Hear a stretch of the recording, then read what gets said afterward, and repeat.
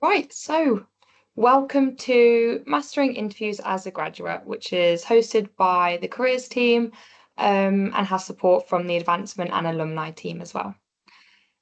So first off, I just thought we'd start with some introductions. So my name is Sonia and I am the Graduate Support Intern for the Careers Service. I go next.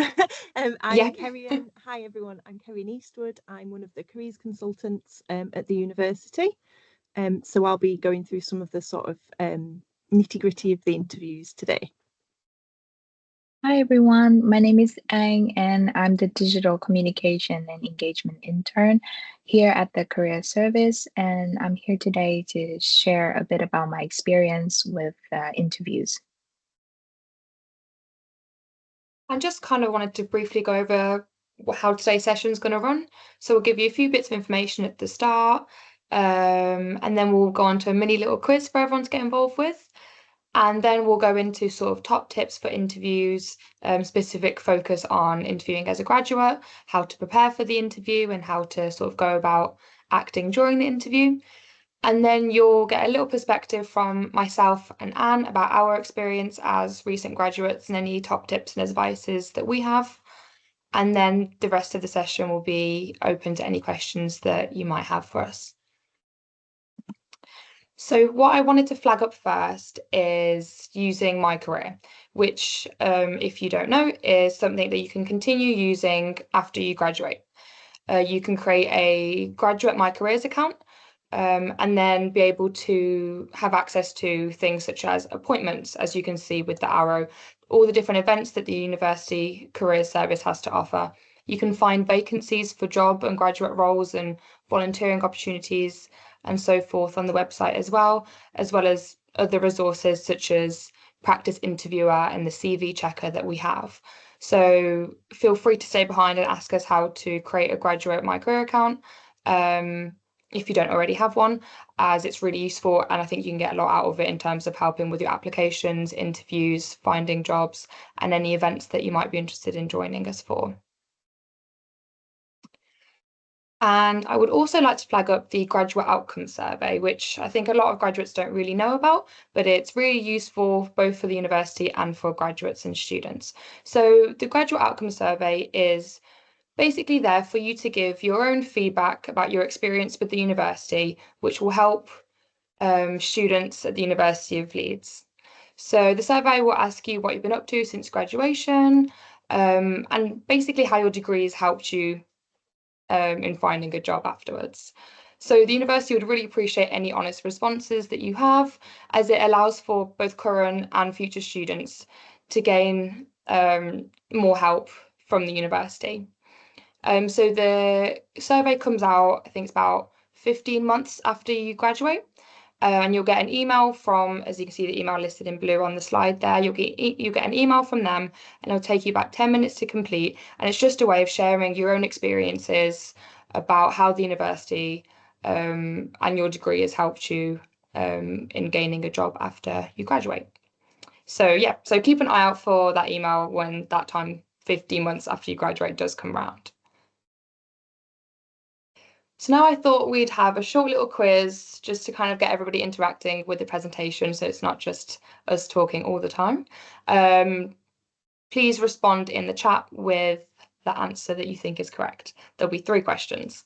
Okay, so the first question is, what is the average first degree graduate full-time starting salary? Is it A, 22.5 grand, B, £27,000, or C, 32,000, and that is for the year? So you could put your answers in the chat. And then, Karen, if you can let me know when people have answered, as I actually can't see the chat.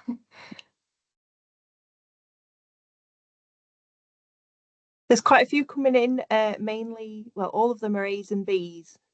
I'd say maybe more B's. Okay. B is the correct answer. Okay, so that was the first question. So 27,000 is the sort of average first degree graduate full-time starting salary.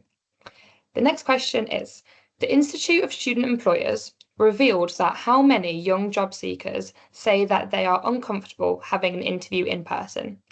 Is it A, 1 out of 10, B, 1 out of 4, or C, 1 out of 2?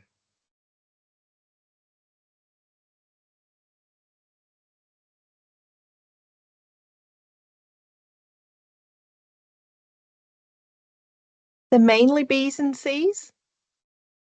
Okay, well, the actual answer is A. So it's 1 out of 10 students reveal that they are quite uncomfortable having an interview in person.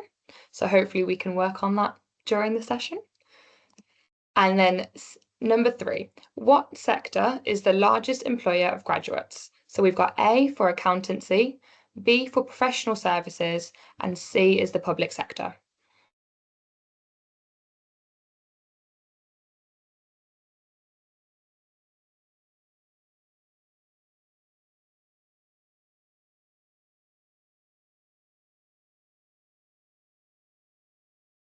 There's a range for this question, some of each coming through.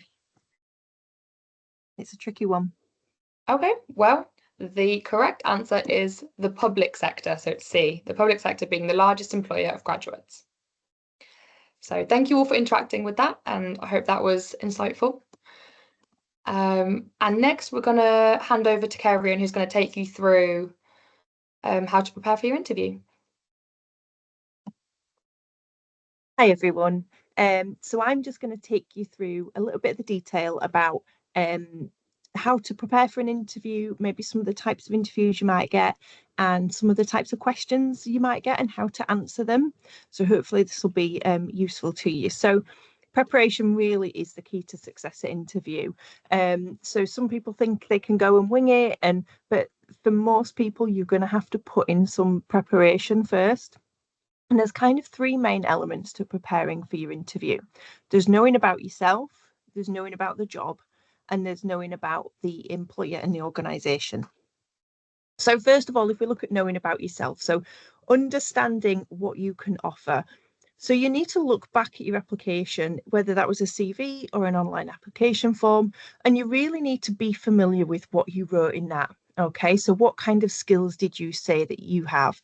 How did you evidence those? What examples did you give of those skills? So really being on top of the information you've already given this employer, okay, and being really familiar with that information. You can also have a think about what your strengths might be and how you can example those. So if your strength is communication, it's really important to be able to evidence that with an example, and we'll come on to that in a little bit more detail later, but thinking of what you're good at and how can you demonstrate that can help. And then thinking about, why do you fit this job? Okay, so what is unique about you? Why should the employer choose you above another candidate? And that might be you've got some unique experience, or it might be your mixture of sort of volunteering in your education, or it might be that you did a degree that's going to help you to bring a new perspective to this role. So thinking about what's going to make you stand out amongst the other clients and why this employer should choose you. So that's just a little bit about understanding, being self-aware, considering what your strengths are before you go into that interview. The second part is knowing about the job. And this is really important because some people answer questions in interviews quite generally in terms of the organisation, but you've applied for this specific job, so you need to understand what that job is, what the role and responsibilities involve. So that's going to mean going back to the job advert, the job description, the person specification, and rereading that. And again, familiarising yourself with what are the responsibilities of this job. Where does it fit within the company? What skills are they asking for? So really going back over the information that you've already had about the job, thinking about, again, how do you fit with that job? How can you evidence that you have the skills and the experience? And also, this question comes up quite often in an interview, but considering why you want this job. Okay, so why do you want this role in particular? And again, that self-awareness can help with this. But also the next section, knowing about the employer and the organisation, can help you to just consider this. And it's really important to do this before you get into the interview, because this quite often can be one of the first questions that comes up, something like, why do you want this job? Or why do you want to work for this organisation? So having that knowledge and having considered this beforehand is going to help you to feel a little bit calmer and answer it in a more structured way. So knowing about the employer and the organisation, so researching the employer, okay, thinking why them, so why this organisation and not their competitors? What is really special and significant to you about this organisation? So you can look at their company website. So quite often on a website, they'll have a About Us section. They might have a section about who works for them. They might have a section on their values, maybe any community work they do. So really looking at their website and getting an overall impression of the company. You can also look at social media. A lot of companies will have LinkedIn profiles these days that you can go on and have a look at. You can even find out if there's any other Leeds alumni that are working at that company. So if you do this research beforehand, you could be contacting them on LinkedIn. Have you got any tips? Is there anything you can tell me about the company? So really using all the things at your disposal. So the website, but don't just solely look at the website, look at their social media as well. Think about the sector that this organisation sits in. Have there been any recent developments in the media? Has there been any articles in journals recently about them? So you've kind of got your self-awareness, and then you've got knowing about the role, and then you've got knowing about the organisation, and then considering where the organisation sits in the wider sector. And we call this commercial awareness. So it's understanding sort of right from the detail about you right up to some of the details about the sector. So thinking about who are their competitors? What makes this organisation stand out? Why do you want to work for them? What's special about them? Is it that your values match theirs? Is it that there's a particular research project that they've done that you're interested in? So thinking about why it is that you want to work there. There is also a website called Glassdoor where you can sometimes people write reviews or their experiences of recruitment practices. Just remember and bear in mind that is somebody's experience, it's somebody's opinion. Okay, so it can be useful to give you an idea, but just remember that it's somebody else's opinion and it might not be like that for you. Okay, next slide, please, Sonia. So when you're familiarizing, that's quite a sentence, familiarizing yourself with the job specification. So you're going to reread the job description. And when you're doing that, you're going to be picking out the key responsibilities of the job. You're going to familiarize, really can't say that word today, familiarize yourself with the skills and the attributes that they're looking for. And again, while you're doing this, you're thinking, well, how can I evidence that? And sometimes I'm a bit of a note taker. I like a table. So you could have a table with sort of the skill they're asking for, where you gained that skill and how you can evidence it. So making notes as you're going along about any examples, any good examples you can think of. And then you can sort of think about the skills that are mentioned by the employer as well. So employees are very interested in skills, they're very interested in the person and how they're going to fit into the organisation. So those might be looking at some, there might be quite a few what we call transferable skills in there. So things like communication, time management, attention to detail, critical thinking, research skills. So these are all skills that you will find quite a few jobs ask for. And they're skills that can be gained in one environment, but transferred to another. So some of these skills might, things like communication, you might have built up maybe doing a part-time job whilst you're at university. It could have been in hospitality or retail, but you've developed communication and interpersonal skills there that you can evidence with an example from that job. And then, like I said before, you're going to research the company on their website, their social media, so you're familiar with them and you understand their values and any significant projects. And also, you know, thinking about, well, who are their customers and what is the business of this company? Is this business, you know, is their business to help people? Is their business to make money? Is their business to sell a product? Is their business to invent something? You know, so thinking about what is the purpose of the company as well can help with that a little bit. Next slide, please, Sonia. Okay, so again, familiarising yourself with your application. So whether that was a CV or an online application form, reading it through again, they might ask you something about what's on your application. So it helps if you've read it recently. I know that can be, you know, when you're putting in a lot of applications, that can be a bit tricky. So save them somewhere where you can easily access them and get back to them again and reread them. And you can think about some examples again from your experiences. And when you're using examples in an interview, you can take those from a whole range of activities. So it could be part-time job, it could be volunteering, it could be an international experience, it could be a job you've had since you left university. It could be an example of maybe teamwork from your actual education, from your course. So you don't have to just use examples from sort of paid work. It can be an example from a hobby, or maybe you're a member of a society, or maybe at the moment, maybe you coach a local football team, and you can demonstrate leadership skills through that. So there's a whole range of experiences that you can use as examples within your application and within your interview. Next slide, please, Sonia. Okay, really important and a bit cringy for a lot of people, but practice your answers. Okay, now I always advise people to practice out loud. And you can either do this to yourself, you can practice with another person, but actually practicing speaking your answers and speaking your some of your examples out loud can really help you to feel a bit more comfortable. So preparing answers for some common questions. And these might be things like, why do you want this role? Or why would you be a good fit for this position? And these are kind of questions that quite commonly come near the start of an interview. So having thought about these in advance will help you just feel a little bit more calmer through that interview.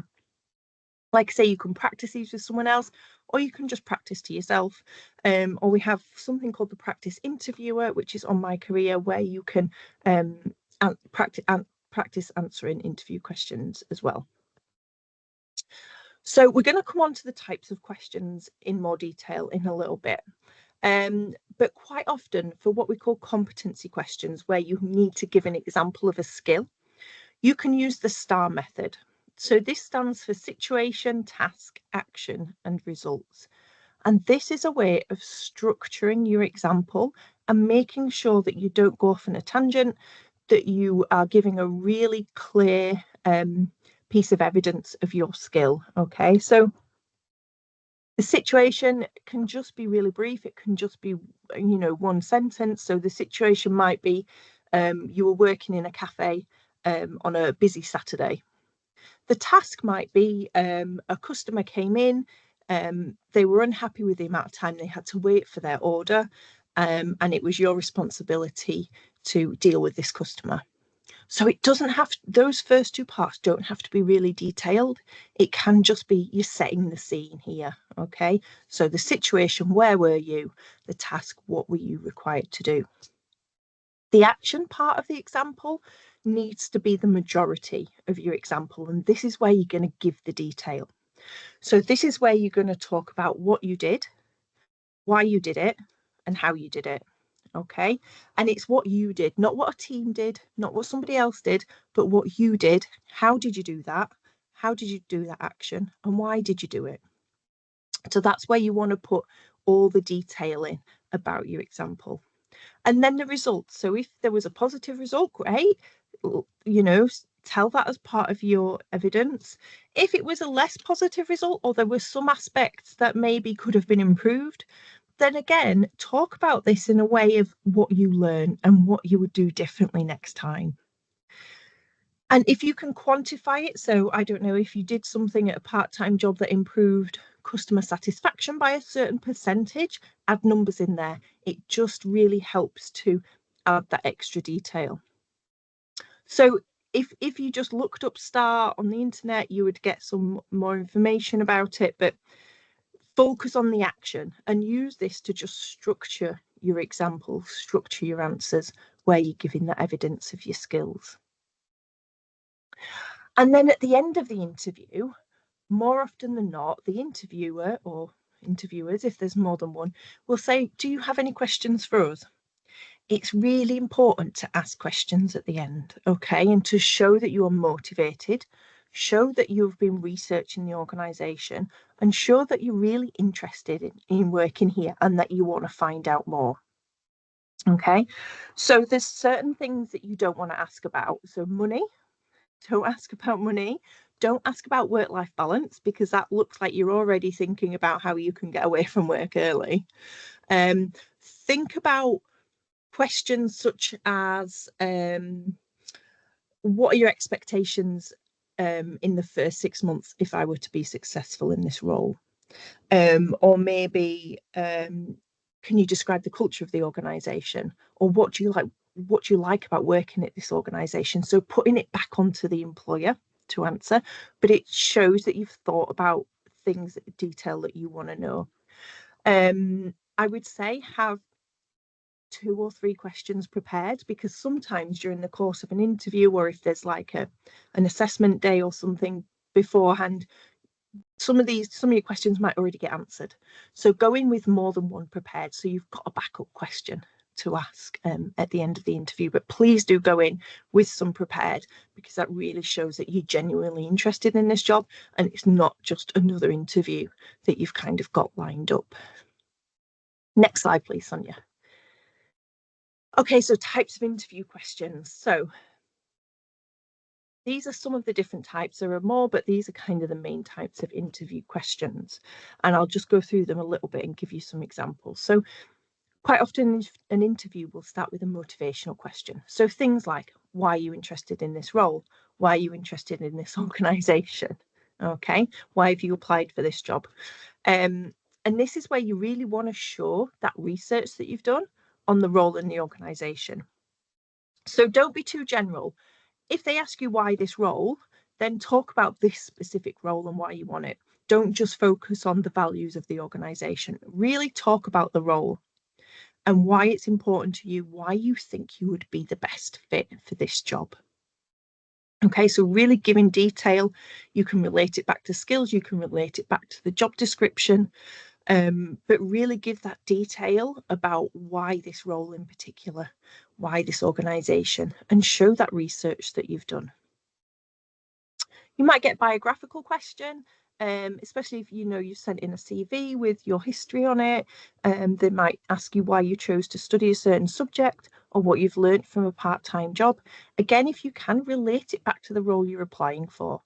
So if you say, from that part-time job, I learned interpersonal skills and the importance of teamwork, you then want to say, this relates to this job because. So show that you understand how your skills are transferable. So even if you built up these skills in a part-time job that's maybe unrelated or in a different sector, really show that you understand how that skill translates into the role you're applying for. A different type of question is a competency question, and this is where STAR is going to really help you to structure that answer. Okay, so competency questions are about you giving the interviewer an example of your skills.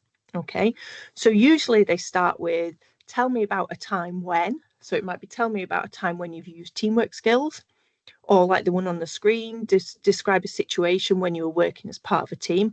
But it's usually them asking for an example of when you've used a skill in the past. So again, this can be an example from, different activities that you've done. It doesn't have to be paid work or education. It could be volunteering. It could be year abroad. There's a whole range of things that you can use as evidence of your skills there. But think about using STAR, because that's going to help you keep on track and make sure that you get the detail into your answer. Commercial awareness questions, again, things like, what do you think is the biggest challenge facing our organisation? And this is where they're trying to get an understanding of how much you know about their organisation, where it fits in the sector, and what influences and what impacts their organisation. So they're wanting to know that you've done your research. They're wanting you to demonstrate that knowledge of the wider sector and how their organisation sits within the wider sector. So that's where that research on the organisation and the sector really comes in handy. And then there might be some personality or sort of fit questions. And this is where they're trying to find out about the organization's values, how you relate to those values, how you embody those values. Again, it might be a tell me about a time when question, where you can use STAR again to structure your answer. So tell me about a time when you had to deal with a difficult situation. So you'd be thinking about an example of that using the STAR method to give that evidence. So those are just some of the types of questions. Now, in terms of the types of interview you might have, so traditionally all interviews were face-to-face, but now you could have an interview on Teams like we're doing, and that might be with one interviewer, it might be with 3 interviewers. So if you're doing an interview on Teams, make sure that you've got a nice professional background, that you're not somewhere really noisy. So think about the environment around you. Try and look at the camera and not at the screen, so it looks like you're kind of making that eye contact with the interviewers as well. If you have a face-to-face interview, it's very similar, so try and make eye contact if you can with all of the interviewers, so engage them all when you're talking. Try not to fiddle with things and you know, fidget in your seat. Try and sit still, try and just give off a professional persona if you can. I'm getting all my words muddled up today. If you're going for something like a graduate scheme, that might be quite a long recruitment process, and part of that might include a video interview. Now, quite often these are when you're not actually talking to a person live, but you might be given some questions and you have to record your answers to those. So there's different types of interviews these days. You'll be able to find more information on these, but just really make sure you understand the instructions for the interview. If it's online, that you've tested any technology, that you're somewhere quiet, that you've got a professional looking background, you know, and that you still look smart even if you're just on a screen. Next slide, please, Sonia. I feel like I'm doing a lot of talking. So during your interview then, let's have a look at this. So really obvious, but make sure you arrive in good time. Make sure you've checked the however you're traveling to the interview, that you can get there in good time. It's better to be early and wander around outside or find a nice bench in the sunshine. It's better to be early and less stressed. If you're rushing and you're late, you're just gonna, you know, you're not going to feel great about it. Again, if it's online, make sure the background is clear. Practice using your equipment. Make sure the Wi-Fi is okay. You know, things happen with technology. I've been in a job interview where Teams has just thrown me out and I've had to kind of go back in. These things happen.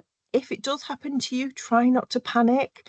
Interviewers will have seen it before. They've probably experienced it themselves. Try and stay calm and just get back into the interview. Take a deep breath and carry on. Sometimes technology doesn't work, but if you try and prepare as much as you can for that.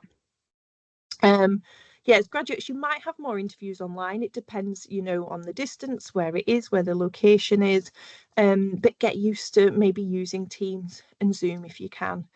And dress suitably. Like I say, even if you're online, dress smart. You're going to feel more prepared. If you feel the part, you can know it's going to help you to really get into that persona of the interview. Next slide, please. Okay, be aware of things like body language. So don't slouch in your seat. Try not to fiddle with things. I'm an awful person for I'm always fiddling. I have to really stop myself doing that. I've always got a pen in my hand or something. Try and make eye contact with all the interviewers, like I said. So if you're online, be looking at the camera and not the screen. Smile, be positive and enthusiastic. This is your opportunity to really sell yourself to the interviewer. Okay, so you must have met the criteria on their job description to have got through to interview. So you've done that, you've accomplished that. So take confidence from that they've actually invited you to interview because they think you have the potential to be right for their job. So take confidence from that you've actually met that criteria. Now all you've got to do is talk about it. Yeah, you've just got to demonstrate it in a conversation rather than on paper. Try and be professional, and be yourself. Let your personality shine through a little bit. They don't want, employers don't want to employ a robot who's just churning out the same old answers that everybody does. So, let your personality show a little bit, and just try and be as calm and relaxed as you can. And the preparation that you do beforehand is going to help with that. So the more prepared you are, the more practice you've had, the more at ease you're going to feel when you actually get into that interview. I've had mock interviews and practice interviews like the day before interviews in the past, and actually the practice interview has been harder than the real thing because you're doing it and you're getting that instant feedback, and you're constantly kind of thinking it over and reflecting on it. And actually that made the actual interview so much easier. I was much more relaxed in that instance. Sometimes these days you might get the interview questions in advance, and they do that to try and kind of make the interview more accessible for people. So you might don't be surprised if you get interview questions in advance. Again, prepare, practice, but don't go into the interview and read a script. Okay, they still want to see your personality. They still want to hear you talking about it in a natural and giving your evidence in a natural way. Okay, so even if you get the interview questions in advance, don't sit and read a script within the interview. Try and practice it enough so that it comes naturally to you. Next slide, please. So answering the questions, and this is where that panic starts to set in.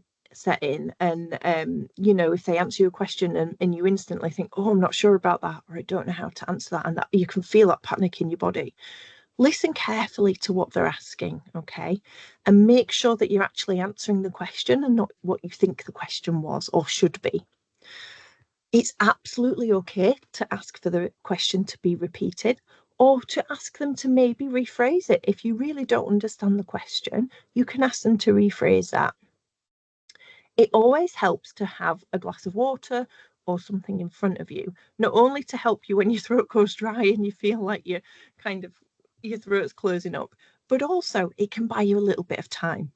So if they ask you a question, take a sip of water while you're thinking, and that can just help to calm you down before your answer. So, like it says here, don't be scared to ask the interviewer to repeat the question. Some questions are quite lengthy. They can have like two or three questions within one sometimes. So it's completely fine to answer the first bit and then say, could you just repeat the second part of the question for me? And that's okay.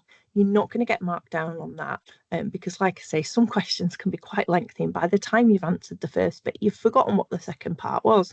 So don't be afraid to ask for the interviewer to repeat the information. Next slide, please, Sonia. Okay, that's the end of me talking. You'll be glad to know. I'll hand back to Sonia now.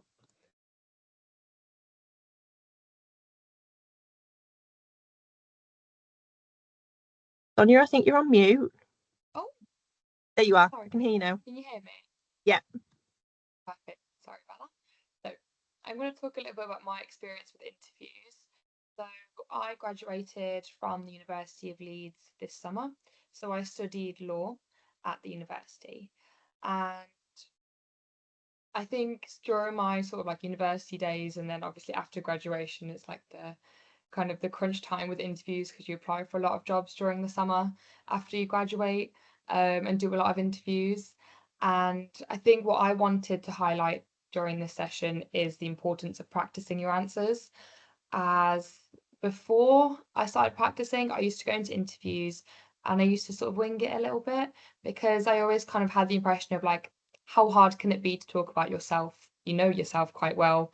You've applied for the job, so surely you know the company and the role. So I used to go in and just sort of see what would happen. And I never came out of an interview satisfied. I sort of always came out of an interview going, yeah, that did not go as well as I'd hoped it would. So I made a decision to just start applying for jobs. Any job that was sort of interesting to me, I would just apply for the sole purpose of getting that experience with interviews. I started preparing for them. I 100% had an answer prepared for why do I want the job and why do I want to work for that company? Because that question, 90% of the time is the first question you'll get asked. And I feel that if you start strong with the answer that you're confident with, it sets you on a good path for the rest of the interview, and it makes you seem a lot more confident and feel a lot more comfortable. And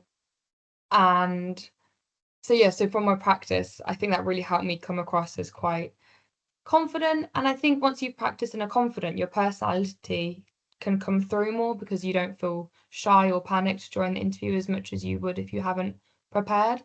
And I know it's a lot of effort, and obviously you've got a lot of other applications going on. You might potentially have jobs at the moment or just job hunting.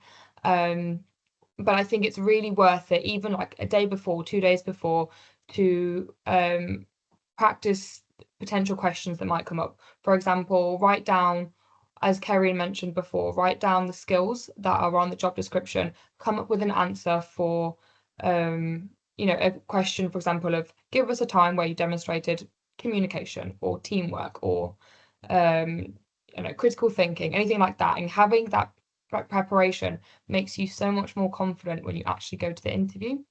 And I found that as I started doing all these interviews and actually preparing for them, I found them quite enjoyable, which I know is a silly thing to say, but it can be a really fun way to get to know other people and, I mean, get to talk about yourself and all the achievements that you have, because you don't really get to do that in any other situation, really, to, talk about how well you did in your degree now that you finished it, and in hindsight, your opinions and reflections on what you enjoyed, what you could have done better. And you sort of have that leverage of being a graduate, of being able to look at your degree retrospectively and share with the interviewer your experience post graduation and any maybe jobs or volunteering or traveling you've done since then. So I think that is quite an advantage from, for example, in a graduate scheme going against students, because I always felt that was quite a daunting thing because you feel a bit, older than the students, but I actually think you can really use it to your advantage and share the experiences and reflections that you have. Yeah, I think that's sort of all I wanted to say, really. So I'd say key takeaways from my experience would be practice, practice your answers, practice them out loud, make sure that you have those answers prepared for, why do you want the job, research the company, pick out those answers for your skills because they will come up. And if they don't come up for one interview, they'll come up for the other one that you do. And you start to almost have them memorized the more interviews that you do, and to just enjoy it. And I think it really shows if you enjoy an interview and you come across like more confident when you do that. So yeah, cool. That's my experience. So I'll pass over to Anne now to share a little bit about her experience and her top tips. Hi everyone. For me, I've graduated from my master last year. So I study communications, PR, and marketing. So this role is literally perfect. I hope the session's been helpful to you so far. And to add on what Sonia just said, I'll share a bit about my experience interview for this role specifically. Yeah, so as Karian said previously, you should always do your research of the place that you're applying for. This is really essential, it's very important. For me, before the interview, I did a thorough dig through the career service Instagram to understand its branding, tone of voice, and the content that career service put out there for students.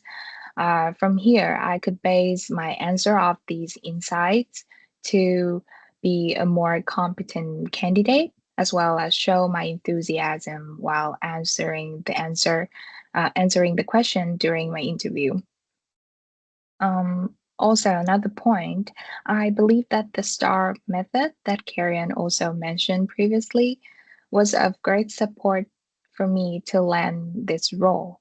So there were many questions about my previous experience in comms, and this method really helped me a lot in creating a structure and concise answer while being able to showcase my relevant skills, like organization skills, like how I work as a employee, my editing skills, as well as my achievements for those campaigns, such as interaction rate, like views, engagement rate, for the campaigns that I worked on.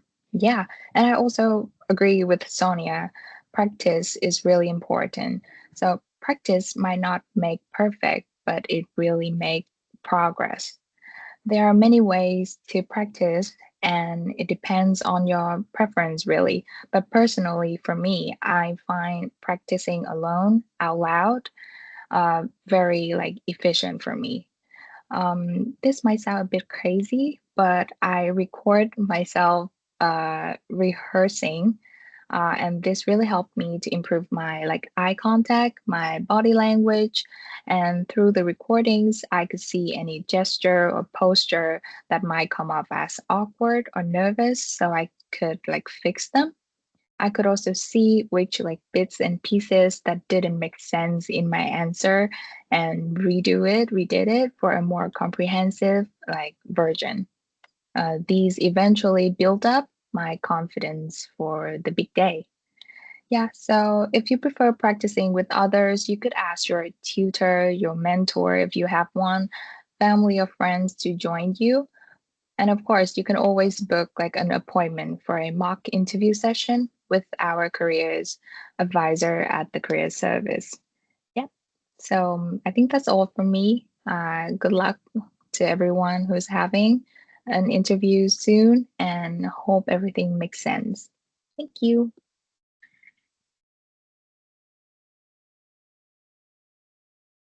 Sonia, I think Sonia. you're on mute again.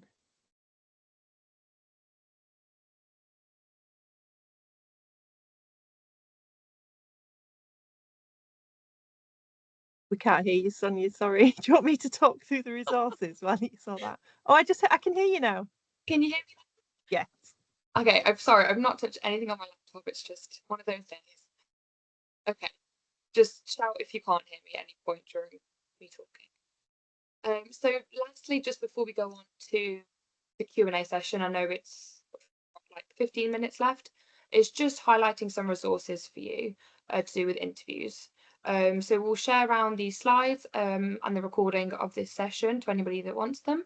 So we have bite-sized videos on interview skills, which is like a 15-minute video, really helpful, condensed, just sort of top tips and guidance, pretty much just for you to watch maybe before an interview if you'd like, just for that extra bit of help. And then I think what I wanted to highlight was preparing for your interview assessment centre online course, which is an online course that you can do either for your interview or your assessment centre. Once again, just to give you the top tips and confidence, analysing other people's interview responses and seeing kind of like what you do better, what you do the same. Then I would say My Career, if you haven't already got a graduate My Careers account, sign up for that, which you can do with the link there on bullet point 3. We've got things such as practice interviewer, or you can book a one-to-one session with a careers advisor and go through a mock interview with them. Have a look at our blog. We've got lots of different case studies from different graduates who share their experiences with jobs, job application, job searches, interviews. So there is lots on the blog to read, just to have a look at other graduates' experiences. Have a look on prospects and their top tips. I've already mentioned one-to-one mock interviews. And then, of course, please stay in touch with the University of Leeds. Make sure your contact details are up to date. And yeah, the career service is here to help. And I would like to now open the floor up to questions if anybody has any. Kerry, and if you wouldn't mind reading any out that are in the chat. There aren't any in the Q&A section so far. I don't think there's any in the chat unless I've missed some. Okay. Just in case anyone wants to write some in now, please feel free. And just while you're doing that, just something that came into mind when Sonia and Anne were talking was to remember that the interview is a two-way process. So it's not only about the panel and the employer making sure you're right for them, but it's about you making sure that they are right for you. Have I got that the right way around? Yeah. So it's two-way. Okay. So make sure that, yeah, you've done your research on the organisation, but what kind of feeling are you getting from the interview panel? Do you think this is the right fit for you? So remember that it works both ways in an interview. And also, you know, they will expect you to have some nerves. Okay. So try not to let that upset you or get in the way of your answers. 99% of people will go in and feel nervous. So please just try and remember that all the people on the panel will have gone through interviews themselves. They'll know exactly how you're feeling and they'll have some empathy for that. And they want you to really excel and shine as much as you can, because like I say, you've got this far, they think you've got potential. Right, let me have a look at the chat then. How would you answer a question where you don't have a good answer? Like, tell us about a time you did the right thing, not the easy thing. God, that is a tricky question, isn't it? So again, having thought about some of these tricky questions beforehand can help you to feel a little bit more at ease. What I would say is a question like that is you've got to say why you did what you did. Okay, so why did you do the right thing, not the easy thing? Why did you feel that that was your responsibility? How did you do that? So again, thinking about the what, why, and the how. So why did you do the right thing? What was your reasoning behind that? What was the impact? What did you learn from it? So sometimes you might get questions on sort of what do you think your weaknesses are? Whenever you get a tricky question like that, it's always good to say what you learned from it and what you would change and what you might do differently next time. So, if you did the right thing and not the easy thing, why did you do that? What was the impact? Would you change anything? Did you learn from it? So employees want to know that when you do something, you're learning something from it. I hope that answers the question. There are some tricky questions, and I think if you follow the link to the prospects information, I think they have an article on how to answer tricky questions on there. So it's worth having a look on prospects, and also Target Jobs and Bright Network are good places to go for interview advice as well. But definitely, I think it was prospects that has an article on how to answer those tricky questions. But try and talk about what you learn and what you might do differently next time. But the what, the how, and the why, really key. Okay. Oh, there might be something in the Q&A now. Okay. How is it best to explain employment gaps in a CV? For instance, taking time out for traveling. That's a really good question, one we get asked quite a lot. So again, it's great that you've taken that time out for traveling and you've gone and got that real life world experience. Again, it's about what did you learn? Did you do any kind of odd jobs, part-time jobs? What did you learn about the country? What did you learn about other cultures? What did you learn about yourself? How has it helped you to develop as a person? Okay. Did you gain any skills? Did it help you to develop communication skills, interpersonal skills, resilience? If you're traveling, that will help you to build up that resilience. So think about it in terms of skills and what you got from it, even if it wasn't kind of the traditional things. Even if you didn't work there, you've traveled, you've met different cultures, you've kind of been independent, self-motivated. So think about it in terms of those kind of transferable skills and what it says about you as a person as well. Okay, another question in the Q&A then. Is there a different way you should approach group, panel, and/or individual interviews? So, okay, the individual interview is kind of the traditional way. of interviewing. So it'd be you with maybe 1, 2, 3 other people, like, you know, you might be in front of a panel. And that's kind of what we've focused on today. Sometimes you might have maybe a group interview. And that might be where they're trying to see you. They're quite often it's part of assessment centre days if you go for a graduate scheme, and they're trying to see how you interact with other people. Okay, so you want to think about making sure you're part of the discussion, including people who are maybe a little bit quieter. So showing that you can interact, that you're observant, and you can see who's contributing, who's not, maybe.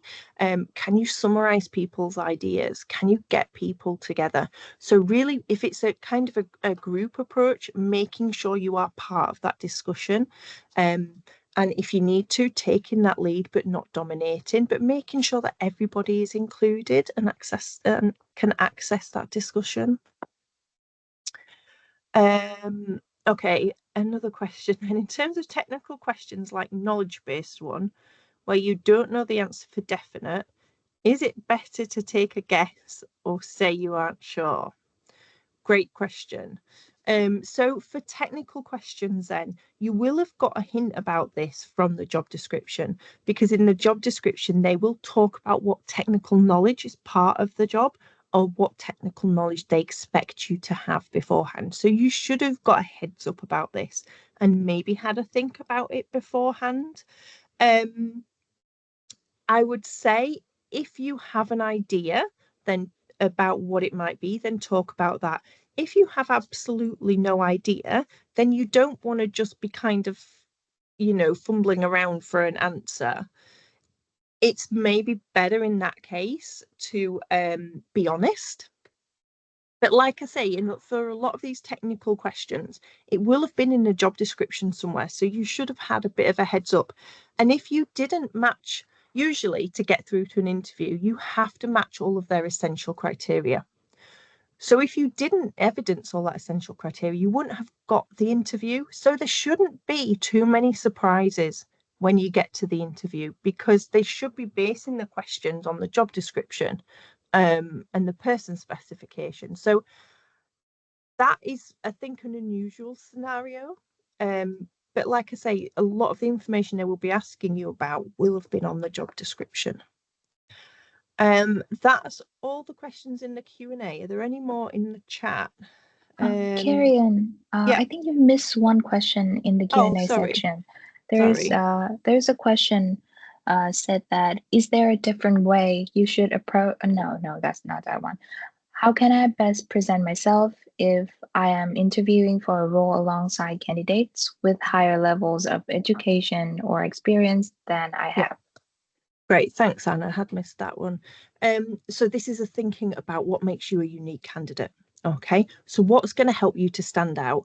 And that could be a volunteering role you've had. It could be a research project you did at university, but it's thinking about, and this is where your preparation comes in, thinking about what is your unique selling point? What's going to make you stand out amongst the other candidates? Okay, so this is where that self-awareness part comes in that we talked about near the beginning. What's special about your application? What's special about you that other people might not have? And that might be something like I said before, the degree you did. So a lot of jobs, a lot of graduate schemes might ask for anybody from any discipline, or some of them might be like a degree from a social science or something. So think about what are the common candidates. So you might get a lot of candidates from one degree, but if you're coming in with another degree, that might be your selling point because you take on that new perspective. So it's thinking about what's going to give you that unique selling point. I think there was another question in the chat. How would you answer a question where you don't have a good... Oh yeah, we've answered that, haven't I? Are there any other questions that I've missed? There's one in the Q&A about access to resources like CV Checker and Graduates First. Where should I email to get alumni access? I think Tom put the the graduate email in the chat near the beginning. So if you just scroll back through the actual chat, I think the graduate email is there. If you send them an email, that goes to Tom and Sonia, and they will be able to help you with that. Have I missed anything, Sonia, Anne?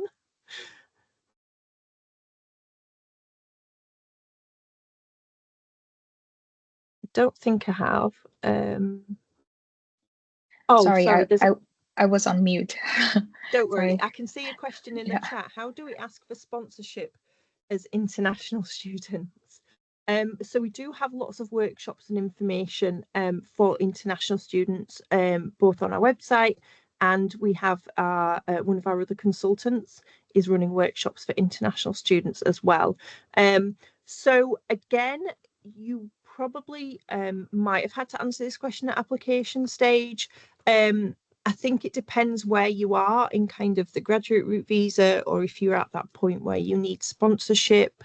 I think it's being open about that. The employer will probably ask you about that. They'll have to ask you for the right to work, for your right to work.